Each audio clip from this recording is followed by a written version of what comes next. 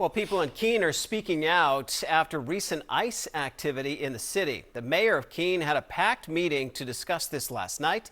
Ricky Podgorski joins us live from Keene City Hall this morning with what the community had to say about this. Ricky. Yes, Sean, the meeting here in Keene was so packed yesterday that some folks actually had to watch through a live stream in the lobby and listen in.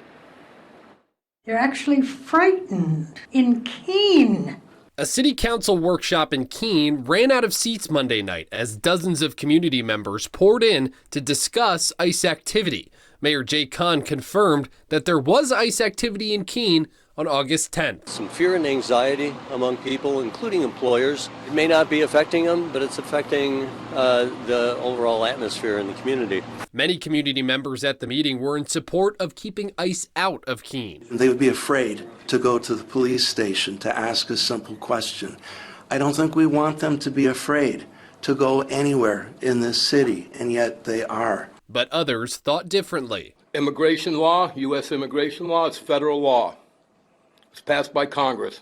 It's very clear. It's cut and dried. A major point of discussion at the meeting was transparency on the limitations that local government faces when dealing with ICE. City Attorney Amanda Palmera explained that by law, state and local agencies cannot impede ICE operations. I will not be issuing any sweeping condemnation of any federal law enforcement agency, and I won't be banning them from our parking lots or property. As many spoke up to address these limitations, the sentiment became not what the city can't do, but what it can. I think we should be really focusing on what we can do to make Keene a more welcoming, more compassionate, more kind community.